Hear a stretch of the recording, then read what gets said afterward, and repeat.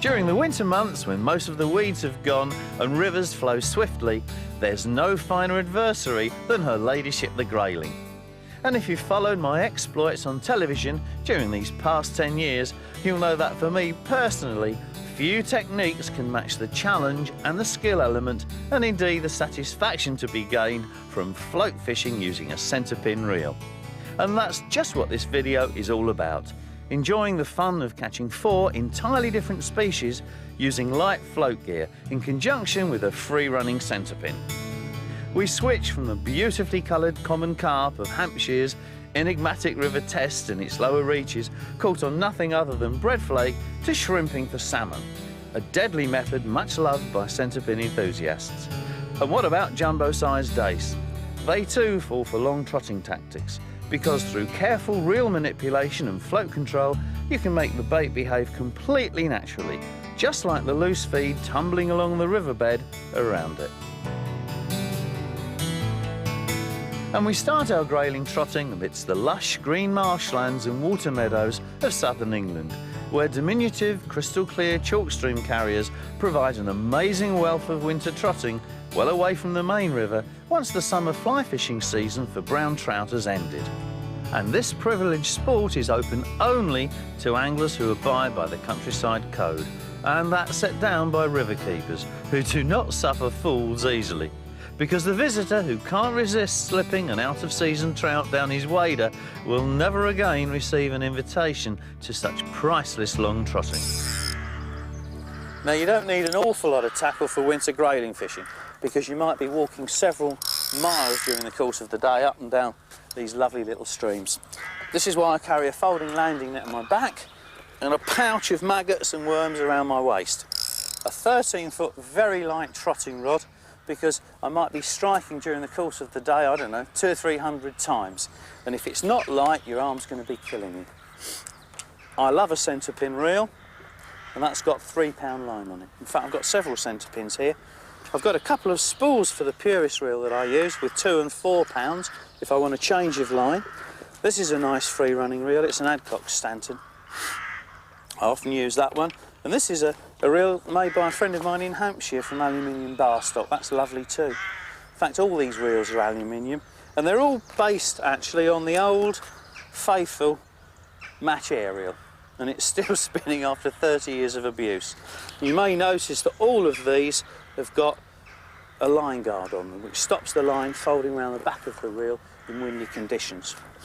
And the floats, I bring along a good selection of wide top chubbers and loafers, and I've got some cork on crow quill specials there. Small box of hooks in sizes 16s to 10s, and then a comprehensive range of shots. And there's one thing I wouldn't go without during the winter months when I'm grayling fishing. Oh, that's lovely. There's some lovely sights to see whilst wandering beside these lonely water meadows, quietly following the river's course during these seemingly barren winter months. Swans and geese, various ducks, the dreaded mink, which are becoming all too common nowadays, unfortunately, perhaps an otter or two, and every now and then a family of deer. It's probably as close as you're ever going to get to real peace. Long trotting's a lovely way of fishing too, exploring all the most likely looking runs, sometimes for just a few trots through before moving on again. Chalkstream grayling are not exactly difficult to catch once you get your presentation right and bite boldly, providing you keep low to the water and minimise bankside vibrations. Then you're likely to hook fish instantly. But if bites don't materialise within half a dozen casts, you simply move on again. Oh, this feels a lovely fish. Power they've got in this flow. In fact, the river at the moment is really coming through at quite a rate of knots. Hence the 3 swan shot float. Whoa, that's lovely. Oh, it's a good grayling too. In fact, he's twisted on the line there. What's he done? I think he's twisted over his... Oh, oh lovely. Oh, what a fight. It's lovely on this 13-foot rod. It's a very light carbon rod and only a 3-pound reel line, and the fight is really quite incredible. You can't hurry these grayling. Every time it comes up, you get that wonderful dorsal fin. This is a very good fish. This particular run on the other bank there is a favourite spot of mine. Here we come. Lovely. And there's a really good group of fish along that far bank. Now this is a superb looking fish. Oops. Look at that, big dorsal. Absolutely in pristine, and we're talking pristine condition, these fish. They don't get fished for. Whoops. Just try and unhook him gently. Lovely. They don't get fished for that often. Aren't they incredible? It's doing it by itself. It hardly needs me. That was lovely. I'll just move the float up an inch there. Now, that should be about right. It's only 2 foot of water for the far bank. It's quite shallow there, and where these thick sedges start, it shelves down gently to about 18, 20 inches deep. I'll put in a few maggots. There is a good shoal of grayling over there. It's a lovely trot through. You can see the float easily against the sedges, all for about 30 yards down there. I've got a 14 hook on, tied direct to 3-pound line. In the chalk streams of Hampshire, there's no point in going super light. You're liable to get into grayling of 2-pound plus. I've got a float that carries a shotting capacity of 3 swan shots. There's no point in going any lighter whatsoever. And most of the shot, and this is important when you're grayling fishing, is bulked near the hook. Complicated shotting patterns dotted down the line, like your shirt buttons as they say, is a waste of time. You want the shot to take the bait straight down so that it's ironing along very close to the bottom, because that's where the grayling are lying. Look at that. Oh, missed that one.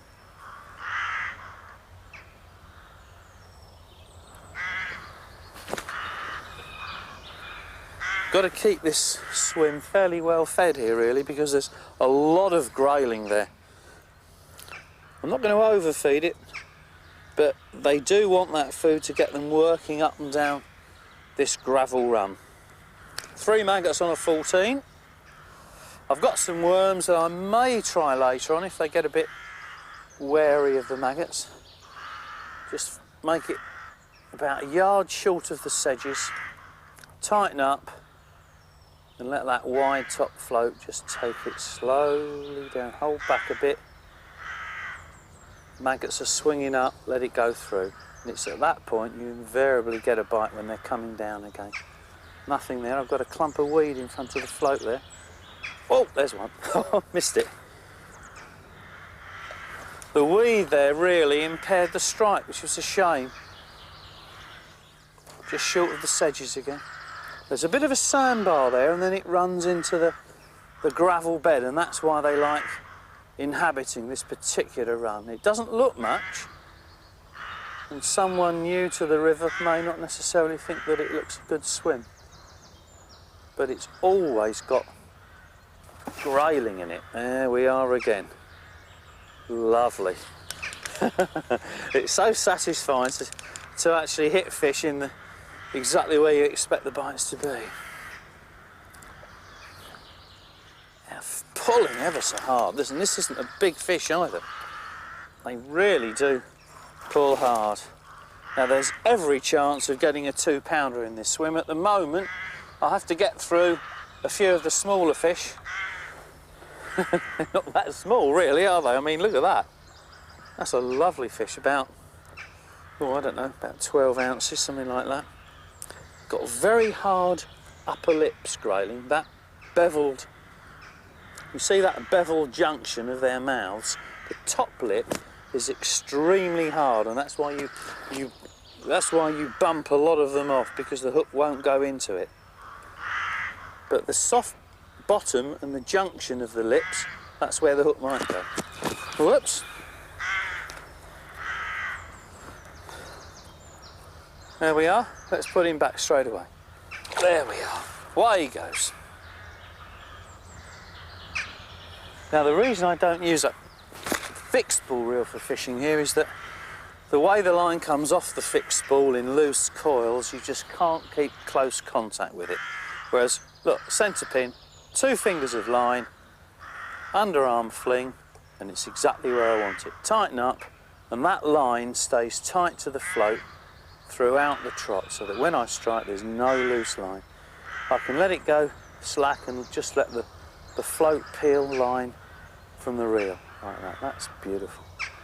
And when I strike, my finger goes on the whoops like that on the drum. Whoa! Trouble was we pulled out of it.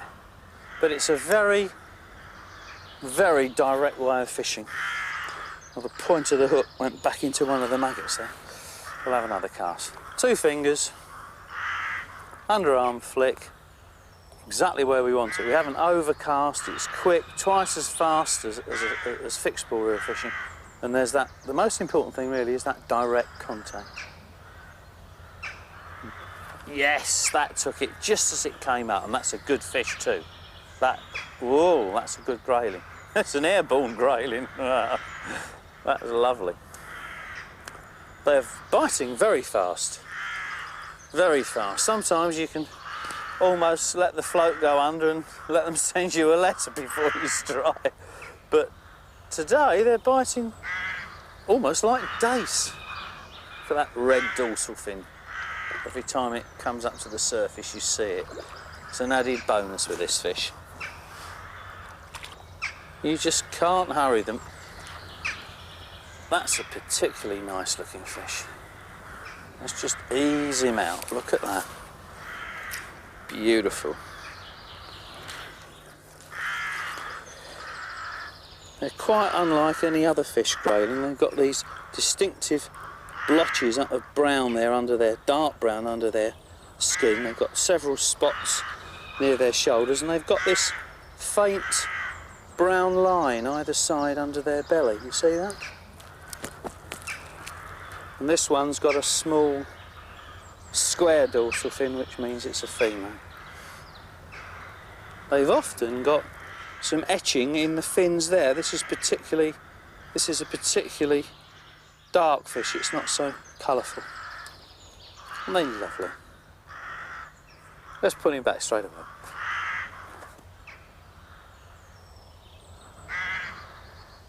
You may have noticed that my trotting rod has an extra butt ring whipped on, so I can easily draw off 2 or 3 fingers of line from the reel on each cast. And from this diagram you can also see how, instead of using swan shots, my line of AA bulk shot in figure A will trundle smoothly over gravel or a sandy bottom without pulling the float tip under, or just above it as in B. And of course, when I hold back hard, as in figure C, the bait swings forward in an enticing arc to finish directly in front of the float, like D. I'm holding back hard there, just at the end of the swim where it comes up, letting it go through nicely. Yes, it's lovely. Sometimes whoa, it's a good fish. That's a real leaper.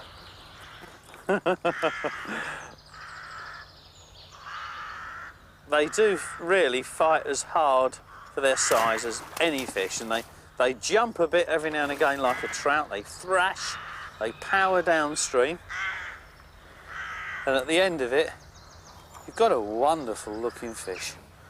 A wonderful looking fish. Look at that. Bit cavalierish, lifting out a 1.5 pound grayling. Whoops. But what a creature. Magnificent.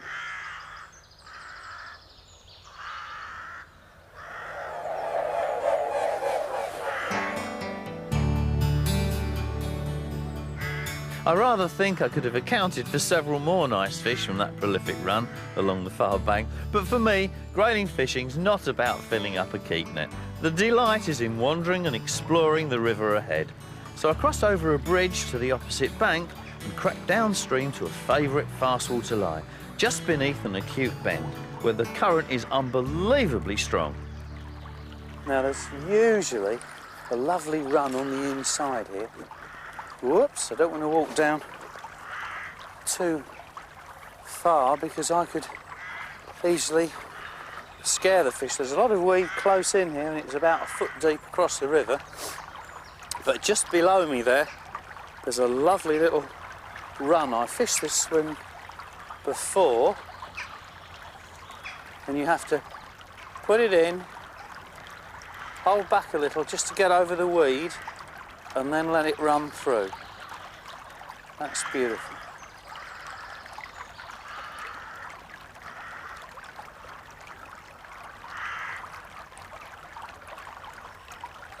Usually get a trout here first cast, but nothing. Put a few more maggots in. Sometimes the fish might just be a little bit further downstream. Let's see.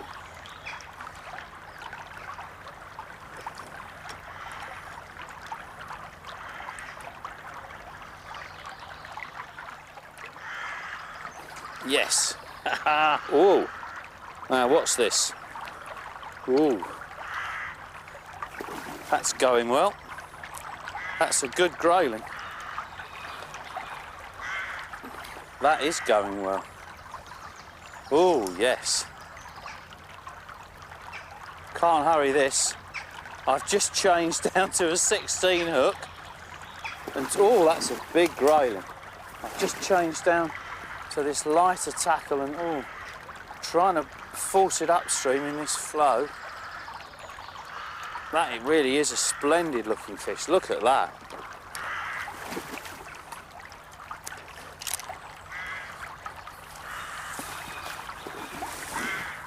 Now, don't pull the hook out, Wilson. This is going really strongly. The flow here is tremendous. It's just about fishable with a 3 swan shot float. Come on. Oh, in you go. Yes. Ooh, that's a lovely fish. Look at that.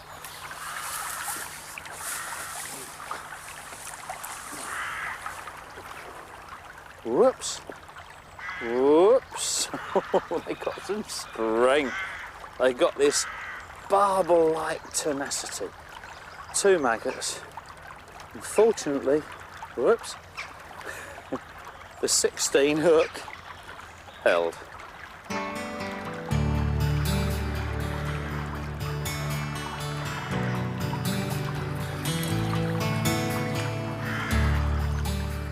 Well, I carried on catching several more from that wonderful glide, though eventually the grayling became quite spooky, despite the cover of turbulent water overhead, and moved a long way downriver, which demanded a trot of 30 yards plus in order to induce a bite.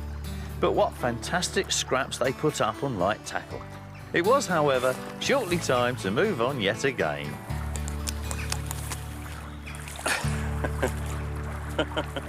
There are certain parts of the river here that I suppose I could stand and trot this swim, for instance, at the end of the deep run, but it's full of ranunculus and there's a lot of mare's tail coming through. I've got these in my lakes in Norfolk and it sticks up, it's perpendicular, but in this river it lays down flat. Lots of ribbon weed, ranunculus and starworts. No runs here. But it's just nice to have a look at it and just contemplate. Come the end of the season in March, if some of this weed's gone, there could be a run through there.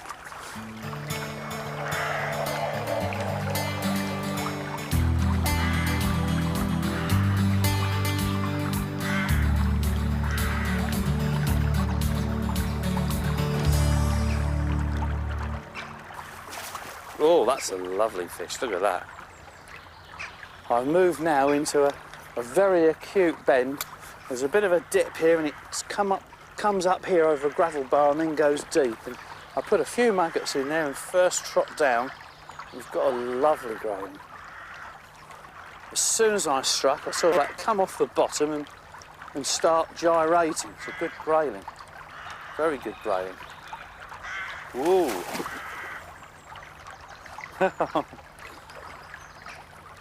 Whee!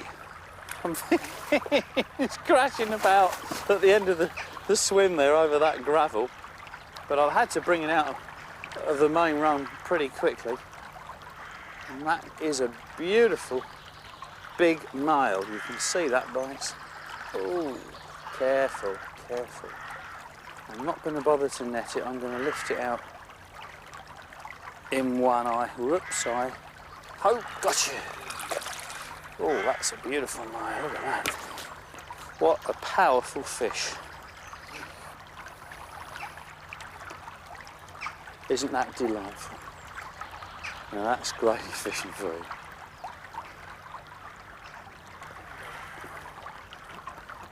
I don't know really whether I'm throwing those far enough upstream, because it's a very short run here, probably 6 or 7 yards, and I can still see them going down. I think next time I'm going to put them in a little further upstream. This water is deceptively fast, and it's such a short run. I don't want them whisking out of the swim and all the grayling disappearing. That's going through an absolute treat there, that really is. Yes! It's almost a fisher cast here. It's fabulous. It's a small, I think this is either a small grayling or a small trout. Let's have a look. No, it's a grayling. Certain times of the year in these little streams, usually about now, the end of December, you're liable to get quite a few trout, but fortunately we're not. This is the time of the year when trout start to spawn in earnest, and you have to be so careful that you don't catch too many of them. I'm not doing a wise thing here really. I'm putting them back into the swim, whereas perhaps I should have a separate net, because once you've had 3 or 4 of these, they go back, tell the others, and Bob's your uncle.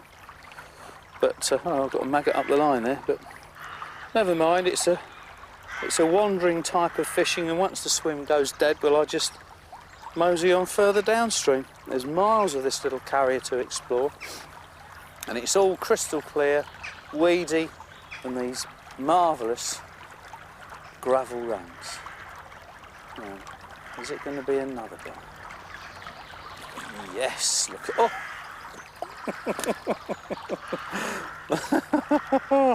That came back at me like it had been fired from a 12 bore. Something had taken that and minced up 3 maggots and got off the hook in a second. This is lovely fishing. I really do adore this. I make the long pilgrimage down to Hampshire every winter, at least 2 or 3 times.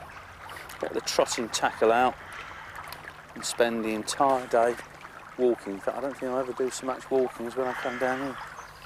And you can see why. It's wonderful fishing. Wonderful, wonderful fishing.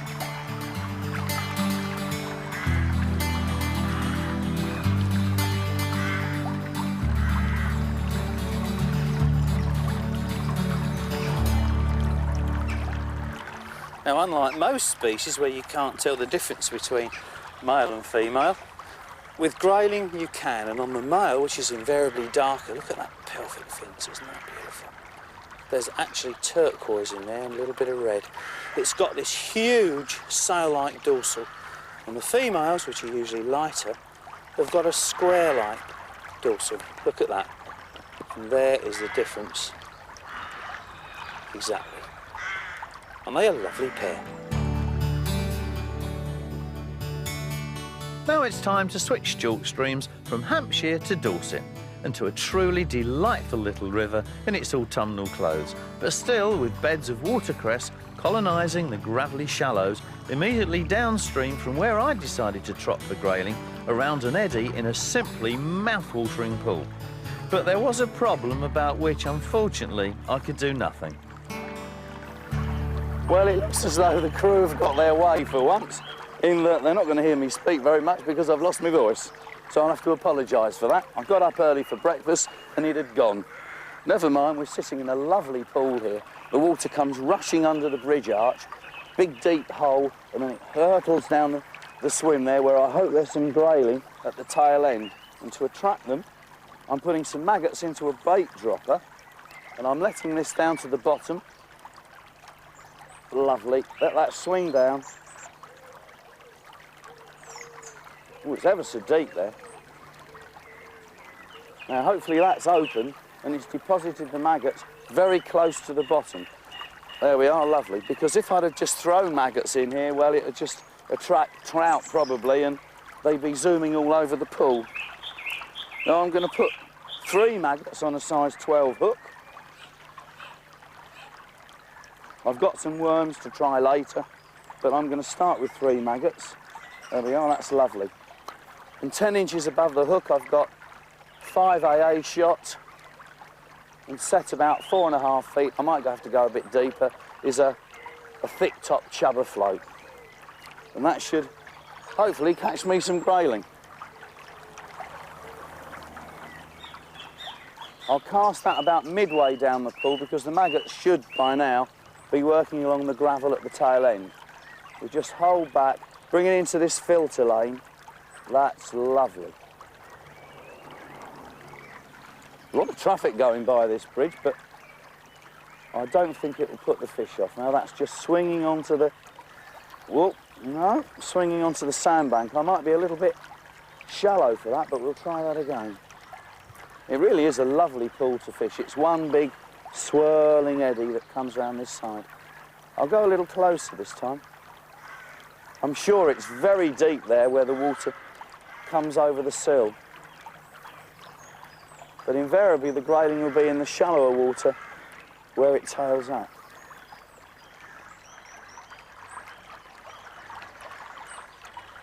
The nice thing about fishing a pool that you haven't fished before is the exploration of it.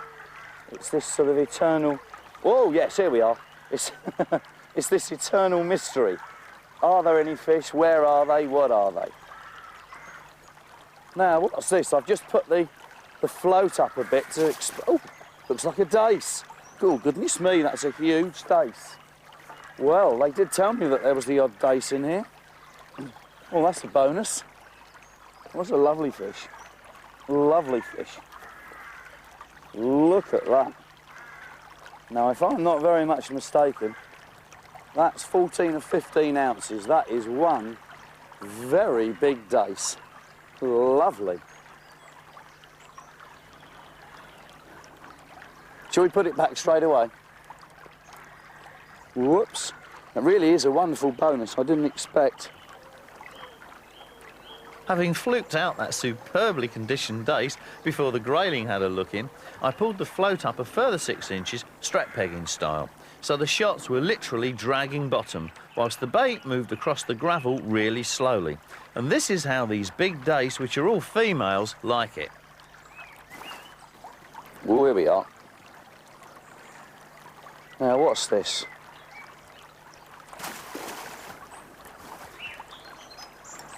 It's going where?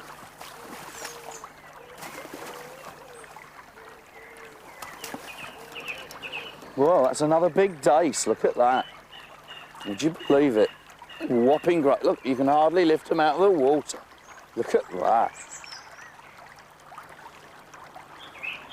Well, this river's certainly got some enormous dace in it, hasn't it? After taking several more superb dace from that interesting pool, but only small grayling, bites dried up. So I decided to explore the river's course upstream of the road bridge, despite a strong wind getting up with a distinct hint of rain in the air. But then you can't ever predict autumn weather, can you? At least the little river had a nice streamy flow with lots of promising runs over gravel between beds of bright green weeds. I've walked a fair way upstream now and found this lovely long glide around a really slow bend. The bank's quite high though, so I can't sit on top of the fish, so I've come down here, left my stall, and I'm just standing in the water. I'm going to drop some more maggots in with the bait dropper. It's such an effective way of getting these maggots low down. It looks about 3 or 4 feet deep here, and if I throw them, well, they'll just go all over the place. It looks like a very good grayling swim, the sort of swim where you might find some big fish. Just ease that in, take the ratchet off. Yes, I've set the float there about right. Now let's put those maggots right low down. Really is a superb looking spot, this. Very, very fast. I've kept with the 12 hook, and I'm going to use 3 maggots. And that's lovely. These really are exciting swims on this river. Very exciting. I just like the pull of water.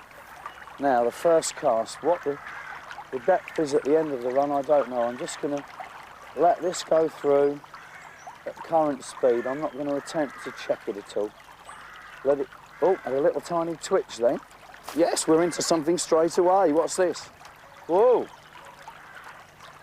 Whoa, you've got to be so careful with this grayling's jumping like a swell. Oh, my voice is going there. You've got to be so careful with them in this current because the hook so easily pulls out. Now, come on, oh, it's incredibly fast. If I hook a really big one here, I'll probably end up going walkies with it downstream. Whoa. Not a monster, fish about 12 ounces. Lovely colours, those fins, look at them, beautiful. I just love catching grayling. They're one of my favourite fish. Now then, there we are. Lovely fish, look at that. He's going to jump, so I should put him back straight away. There we are, away you go. I guess that to the match fisherman, putting 3 maggots onto a size 12 hook must seem ridiculous. But the fish of these swift-flowing little chalk streams are rarely hook shy. What they are fussy about, however, is the speed at which the hook bait trots through the swim. So if you present it too delicately on ultralight float tackle, the resulting drag only inhibits bites, which is why I tend to fish with the float carrying more shot rather than less. The bait's then carried down naturally with the flow at actual current speed. Oh, oh, now what's this? The rain's really coming down now.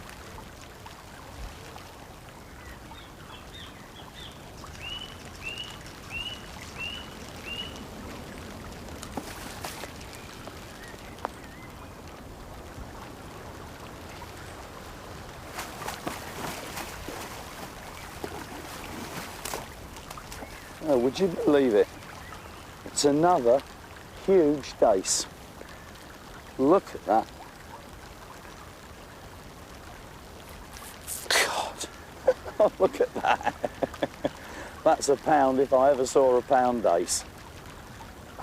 God, I can hardly get my hand around it. There's some massive dace here on this river. Wow, I think it's a very good, well-kept secret, don't you? Let's put it back straight away. Oh, this rain. On reflection, I shouldn't have been in so much of a hurry to return that huge dace. Being so fat and thick across the body, it might have easily weighed close to the record. But so it goes. After fishing for the lady of the stream, it's no coincidence that we now change quarry to the king of the river, namely those hard-battling summer salmon of the River Test at the fabulous Testwood fishery near Southampton. This jewel amongst southern rivers boasts a fair run of fresh fish in the lower beats, which are quite catchable to the stalking, trotting addict who loves to creep about and even spot individual fish. I particularly like the overgrown habitat here of dense marginal greenery and the gravel runs sprouting long beds of dark green, onion-like bulrushes, always a sign of a rich environment, and the water is so incredibly clear and fast. Now, in many of these very shallow gravel runs, you can find salmon holding position quite close into the bank here, so it's always worth having a peek through Polaroid glasses as you walk along. I love this stalking method of salmon fishing. It's almost like chub fishing on a little river, but of course most of the salmon do tend to hold behind these little man-made breakwaters and croys, and this looks a good spot. But before I start on this particular swim, let's have a look at the tackle I'm using. Now, these are the baits I'm using. dyed shrimps of various colours. There's plain, there's mauve that some people like, whoops, and there's bright red. I like the bright red ones. I think most people do, really. And they're put onto the hook very easily. Let's put these back into the bag. Whoops, another one. Now this is the plain one that I've already got on, and it's put onto the hook by a bait pin, which ensures that it stays straight. There's the pin. Take the old shrimp away. Most people tend to take the tail off first, and then you keep the shrimp straight by putting the pin through, whoops, like that, all the way through. That's lovely. And then the treble hook, which is tied direct to the 8-pound line, this is a size 10 treble, just goes in the head like that. And so when you pull, it keeps the shrimp nicely firm. And then above that, I've got 4 swan shots and a very wide-bodied chubber float, which is perfect in this very strong flow here. Centre pin reel, 11-foot trotting rod. Right, let's give this a go. It's always very exciting having the first trot down against a new breakwater, because you never know whether there's a fish in there, and you're always expecting an instant bite. I don't know what the depth is in this one. I think it shallows up quite drastically further downstream because there's a bit of a crease. I think I could probably be a little bit deeper on the float there. Just put it up a few inches. It's a very short trot, this. It comes right down, the bottom scoured out by the breakwater, and then it comes straight up again. Of course, the salmon just get in beside them. Get it a little bit closer this time. I started further out. That's lovely. That's going down an absolute treat, that is.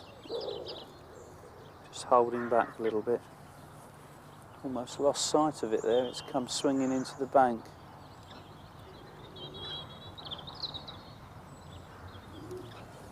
No.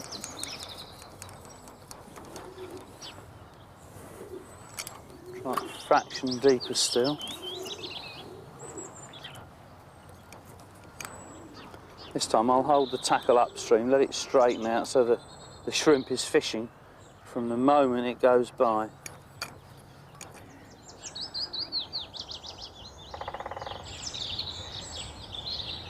Lovely current here, it really is strong. It takes line from the pin beautifully.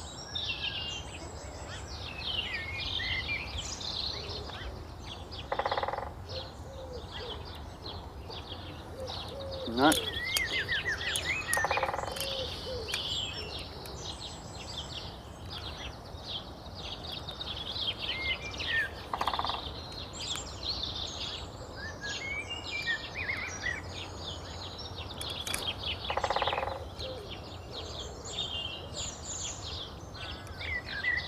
Ease it through.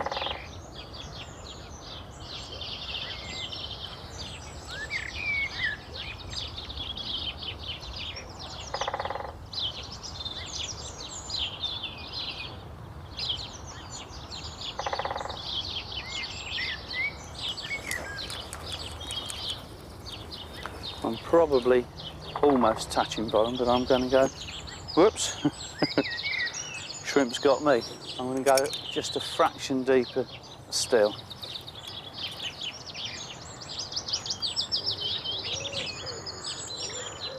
It's amazing how these protrusions out from the bank here can make the water carve out a hole. And of course, salmon love to be just behind these features.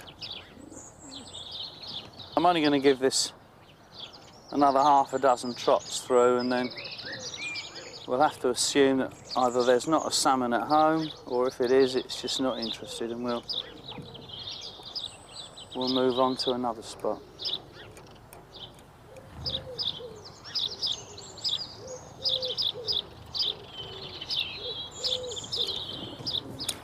No.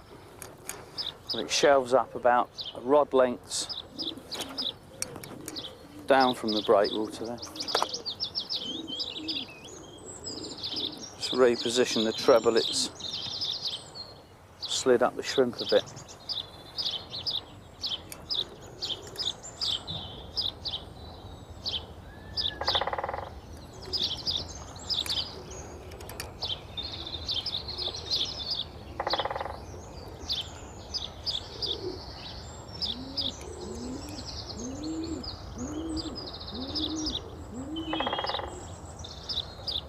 Where about it should be. There's one there. Just ease it up this time in case it's lying right at the end. I'm holding back hard to swing it up over the ledge. Yes, here we are, we're in. Whoa, would you believe it? Talk about talk it up. Whoa, whoa, look at that. Ooh, it's trying to get under the breakwater. No, it's heading upstream now. It's a good fish. Whoa, it's fast. Look at this. Woo. That was wonderful, that was. I just held the shrimp up and it came up just as the bottom shelves up and bam, the float went straight away and it's heading right upstream now. Whoa, look at that. What what a TV star. It jumped out beautifully then, right in the middle of the river. Looks the fish about, I don't know, 7 or 8 pounds. It looks fresh run too, beautiful silver colour. I might have to do a downstream run job with this. Well, I don't know though, no, it's slowing down, oh, it's going downstream a bit. Hold it out away from the breakwater. Whoa, here we go. I'm gonna have to stand on the edge here because I don't want it to go around the breakwater. I'll hold it out. It's only 8 pound line, so I can't be too cavalierish with it. It's just holding in the flow now, thinking, what do I do next? Lovely. Oh, lovely fight on light tackle. It's only a 1 1/4 pound test Avon rod that you use for chub and roach and bream, really, but allowing me a beautiful fight with this salmon. Come on. Whoa! It's heading for that wee bed, I don't know. No, it's coming up again. They really do use the whole river. Beautiful. That's lovely. I think I'm going to go down with this. I don't really want to try and bring it upstream. We'll just go down, hold the rod over the nettle beds here. It's lovely here. It's a mixture of Himalayan balsam, rose bay willow herb and stinging nettles. We're going down again. It's funny, it's all of a sudden woken up and it wants to go downstream. Oh, look at that.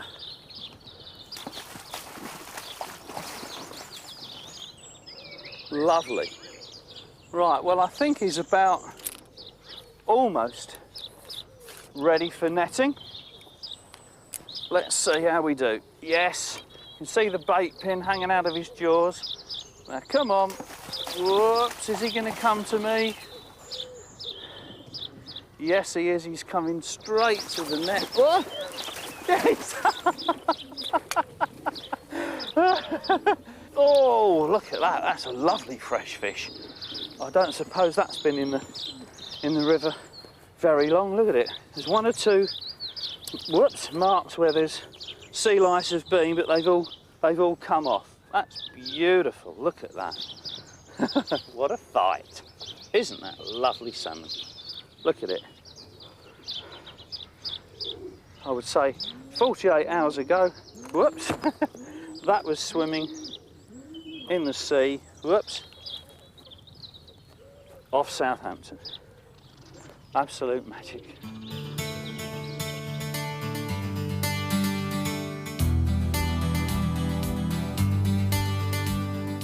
Now, in case you wondered about the destiny of this particular fish, which wasn't smoked or grilled, I'm both pleased and proud to say that, like all rod-caught salmon here at the Testwood Fishery, mine was collected by manager Graham Purbrick and immediately transferred by oxygenated tank to a hatchery as part of the test and itching restocking programme. Administered by the association, made up of riparian owners, enthusiastic anglers and fishery managers, these summer-caught salmon spend 6 to 8 months in the hatchery before being stripped of their eggs during January and February and returned to the river. The eggs then take 45 days to hatch, and the resulting fry are reared on to large par before releasing to the river in late summer, where they smolt up the following spring and go to sea. They will then hopefully return the following summer as 4 to 8 pounds gross. And with over 500,000 par put into the river annually by the association, the future looks bright indeed.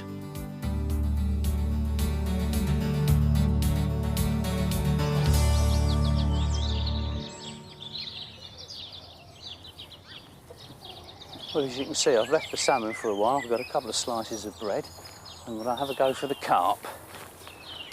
I've seen 1 or 2 carp moving around this lily bed here, so I've just made up a simple tackle, taken the shrimp off and the treble hook, put a bit of peacock quill up the line, 2 bands, flat float technique, and I'm just going to use a large lump of bread float. The carp in this river aren't very often fished for, and so they should fall for very simple tactics. Let's just dunk that. I'll put a bit of corn in here. Let's just see whether there's anything at home. Just cast that out. And I'll just draw the bit of peacock quill back just beyond the lily pads. There we are, that's lovely. That is lovely.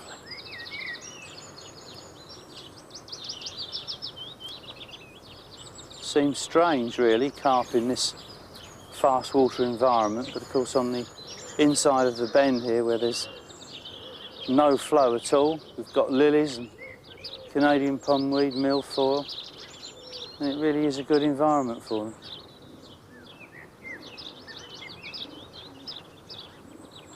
It's going to be a hit and hold tussle here, so I can't really afford to put the rod down. If something does take that bread float, I'm going to have to be pretty quick off the mark.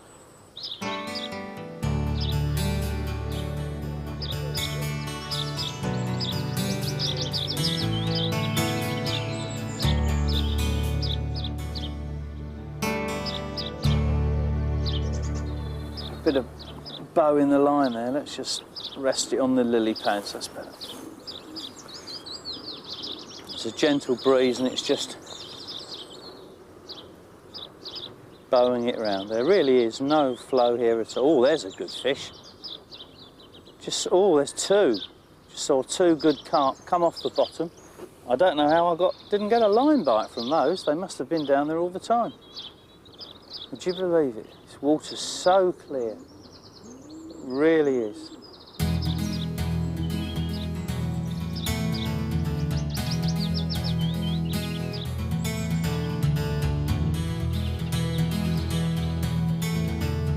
Oh, yes, here we are, we're in.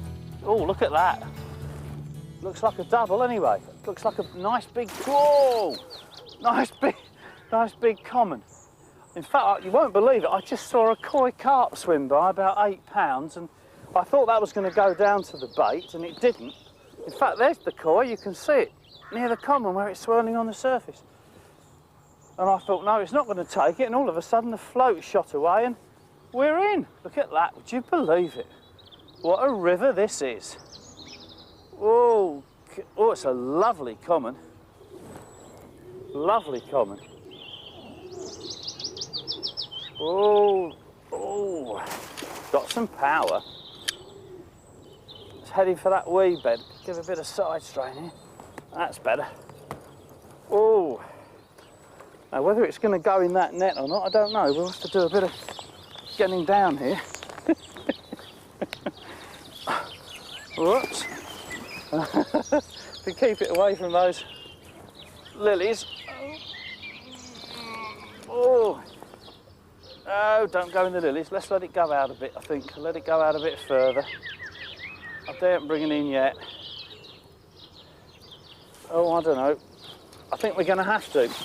Yes, roll it over the lilies. Oh, it's where the all-through action rod comes in. Lovely coloured fish in here, they really are. Whoa. Come out. Come out. Yes, he's out. Oh. Yes, he's nearly done. I didn't expect to find lilies on the surface in the river. Oh, no, he's not. He's going out again. There were 2 or 3 carp moving around in this spot as well. It's amazing. Look at that lovely fish. Come on. Is he going to come? Yes, he's coming now. Oh. Yes, he's in. Whoa. That's the biggest carp I've ever had in this net. Oh, it's not really meant for carp, is it? Look at that. Whoa, that's a beauty. Lovely colour, look at that. That is superb. Let's have a look where the hook is. Oh, that was lucky. What I'm doing with the forceps, just in the bottom lip. It's strange. Graham, the fisheries keeper, told me that there's quite a few carp in this river. You'd never expect. That's a lovely common, look at that. Especially not when you're out for a day's salmon fishing. That is superb. Isn't that lovely? Well, what a river the test is.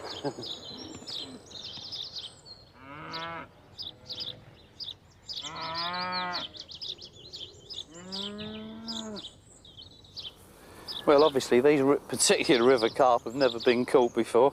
It makes such a change using bread flake and simple tactics, especially in a river, catching double-figure carp. And really, my rig couldn't be more simple. Just a BB shot 10 inches from the hook and a tuppenny halfpenny bit of peacock quill that lies flat on the surface with a bit of silicone tubing at each end. And the bites are so confident, it's lovely, it just glides away. Let's have another go. You never know, there might be more. Just an underarm flick. Just pull that back so the float just rests beyond the lily pad. Then I can lay my line on the pads so that it keeps free of the weeds. If the line's to the edge of the pads, it might go underneath. Oh, there's a good fish cruising out there at the moment. Very good sized fish. There's obviously more carp around here than I'd anticipated. But you don't see them all the time. Every now and again one comes up and goes gliding through the weeds, and you can hear them in the beds of ranunculus up there. You can hear them coming up and sucking. And every now and again you see a fin coming out in the middle of the weed. But in this particular spot where it is very carpy, they just suddenly appear. And then in a second they're gone again.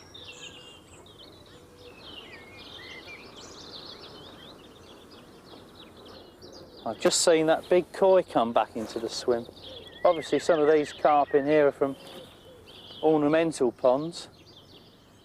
I've never caught a double-figure koi. It might be interesting to catch that one. I wonder what it weighs.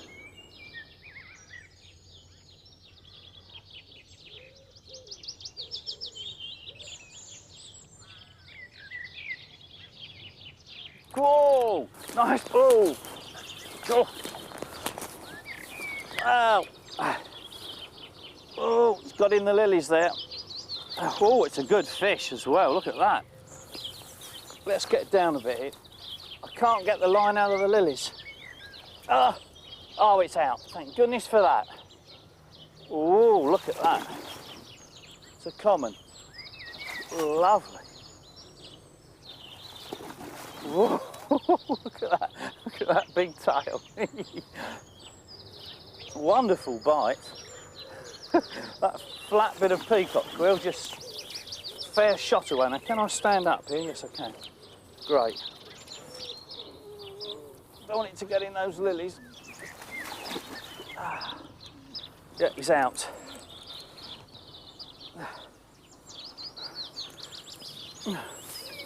Lovely.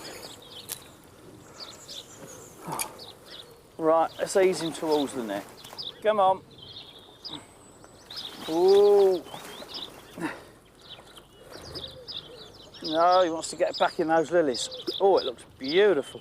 In the clear water there, the lovely colours of these commons. Beautiful fish. Come on, in you come. Whoops.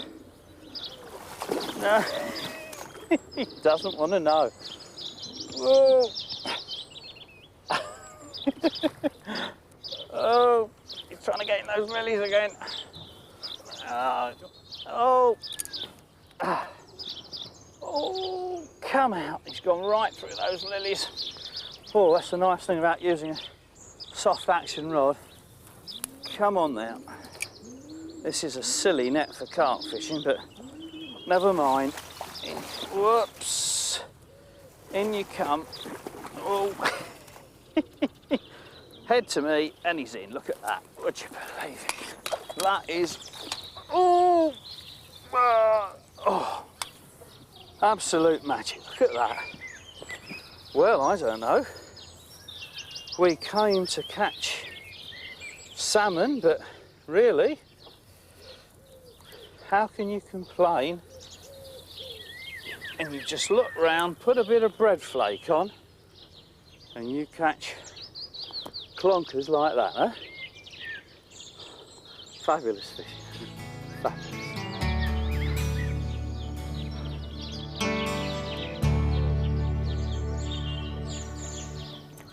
Now, if I'm not very much mistaken, Matt's probably... Whoops. Oh.